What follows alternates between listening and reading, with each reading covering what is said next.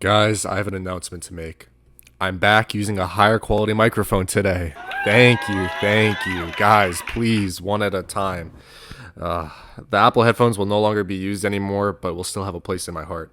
Will the thumbnails get any better? Well, that's talk for another day. Be happy with what you get. Don't get so greedy. Gosh. Anime is a popular form of media, of course. Many people watching today are obviously anime fans. And I'll talk about some shows that I have a very strong opinion about, good or bad. Maybe I change your perspective on them to some degree, maybe. But before I do all that, I just want to talk about how I got into it. I remember going on vacation to Morocco every other year or so when I was a kid, and they don't have a lot of American kid shows like Regular Show, iCarly, any Cartoon Network, Nickelodeon, Disney Channel. You get the whole idea. They had a little SpongeBob every now and there, but that was pretty much it for the most part.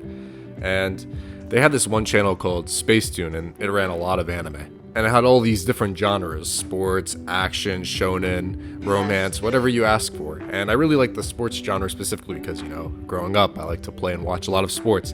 And this one show stuck with me called Unizuma 11. That shit was tough. Everyone having their own special move in soccer was pretty dope. And they dubbed all the openings in Arabic, and they all sounded pretty good. The voice acting itself was kinda ass, but I liked it. I liked it so much that a couple of years later, I ended up watching it beginning to end. And if we're being real, I was watching all of it with rose-tinted goggles, so I honestly couldn't give you a fair opinion on the show overall. But I will say, you need a lot of patience to watch it. I feel like that says a lot. They had Dragon Ball Z, which was like their primetime show. They played at like 8, 10 p.m. every night. And, I don't really have a strong opinion on that show in general because I still haven't watched it really to this day. They did have Naruto and Hunter x Hunter on, but I barely really remember that being on TV. I will talk about one of those shows today, but other than that, I didn't go to Morocco for a few years and stopped watching anime as a whole. I wasn't really a crazy fan to begin with, and life just went on, And that takes me to a crisp fall day in 2018 when life was all fine and dandy, right? Just a sophomore in high school doing my own thing, and me and my friend just randomly started talking about anime, and I was looking back at the shows I watched, and I told him how I didn't really know jack about it, and this was before 2020, before watching anime was cool. So I was putting trust in my friend's hands that he would bless me with a classic, a series that would birth a new interest, a show that I will never forget that introduced me to the fandom that I know today. And I'll just say, I never did forget. To the big leagues. Now we're in the big 2025. I still watch anime from time to time, as in I've been stuck on the last season of Psycho Pass for the last 3 months, but hey, we ball. I don't see too much about the anime fandom at all, so these opinions come straight from the soul. So anything we disagree on, hey. That's me, bruh. But most likely, your favorite anime is mid. I'm gonna go through different genres of anime so there's a little bit more variety, and I thought it would be more entertaining that way. But yeah, DEI video. Run, duck, cover, hide, grab your EFOC, and enjoy the video. First anime I'm gonna talk about is about to finish very soon. My Hero Academia. I wish I could tell you I stopped watching, but I didn't. I can't drop anything. Put one piece of dog shit in front of me and I won't drop it as long as it's not hundreds of episodes long. I don't even think the show is overrated anymore. I think for something to be overrated, it has to be glazed relentlessly to this day, and what's in front of you doesn't meet the glaze. But that ship has long sailed from this show, and everyone I talk to about the show just don't really care about the show, and from what I see online, it seems like people are very split on their excitement for what's coming up next. We could talk about the good things about this show, and it started off very strong, like Midoriya being this nobody granted this superpower. It could have gone a lot of directions, but the story does a good job building up his hero and going through the trials to make him the superpower he becomes throughout the show. Whether it's student exams or the sports festival, he isn't perfect or a refined product at all, but shows he's being built up to do something big later in the show. Not only does his powers develop, but his character grows over time. Like Midoriya is this annoying loser at the beginning of the show where he's like, "Oh jeez, Kachan, please don't let Uraka know I dipped my lupus in matcha. I look like such a nerd." And becomes this more confident, annoying Jean. And this could be said with his other two rivals, his classmates Bakugo and Todoroki, and you see that everyone is slightly changing, and after all that, this is done while the show itself is still entertaining, and I was very interested in what's going to happen next, where the show will go from here, and for me personally, this is where the problems start with the show. The fight between All Might and All For One in Season 3, one that many fans point out to, and All Might just needs to die, plain and simple. This brings more uncertainty and caps off a peak event in the show, a good fight where the hero sacrifices his life for peace. And he just becomes this hobbled old head that will give advice from time to time. And not much else, like you're not even supposed to be here! Another problem is I wish they built up Shigaraki's backstory more in Season 5, because after the All Might fight, My Hero was really starting to slow down. When there's a cultural festival, you know something's hitting the fan. I think Shigaraki's a good villain. He has an agenda. He's not evil just to be evil.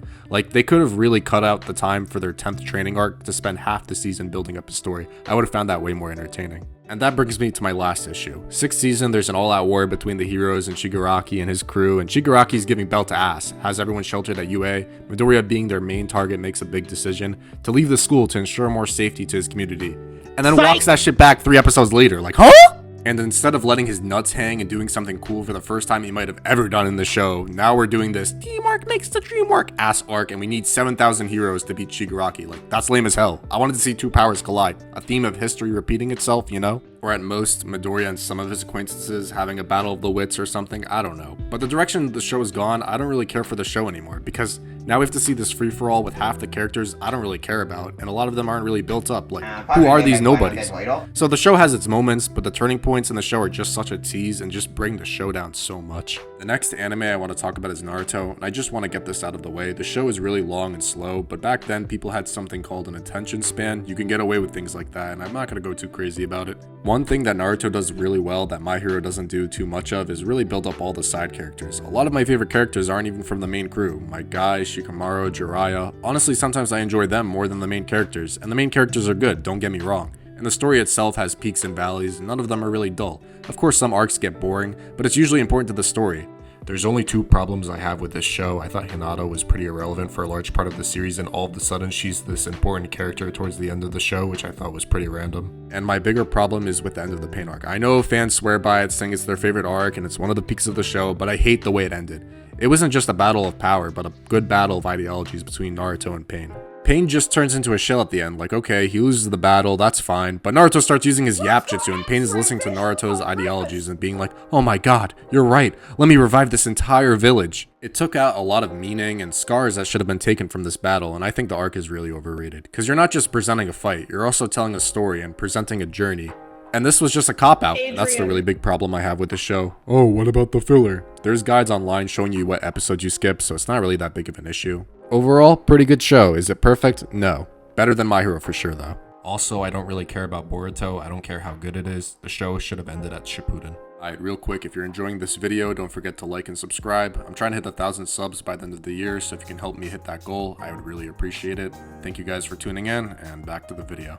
Next anime I'm going to talk about is not a shonen, and a show I recommend to anyone who doesn't want to watch a shonen right now, or Rigaru. Slice of life can be peak, I promise. This show is pretty good start to finish, and it begins with this loser with no social skills, can't connect with anyone. It's not something ridiculous like he can't talk or just straight up shits bricks, and you're watching just cringing, seeing him try to speak. The main character's problem is he's a hater, just like a lot of us. To himself, he's some lone Sigma wolf going through the life of rejecting the world, and to everyone else, he's some sick, isolated freak. I thought these drawings weren't supposed to be real. And because of his D1 hating, he gets forced by a teacher to join this club and be a helpful member of the school community. And this service club only has 1 member, and they're like a nonchalant hater. So you got 2 haters in the same club. So now these 2 haters are trying to build up their club when they themselves can't initially stand each other for the most part. And the amount of club members eventually grow.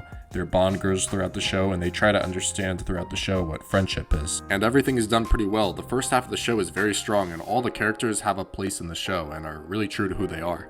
And I say that because in the last season or so, the main character becomes a cupcake. He's so soft and zesty. It's a complete 180 from his character I liked in the beginning. Although flawed, it was character development, so you can chalk it up to that. But not the development I was hoping for, not gonna lie.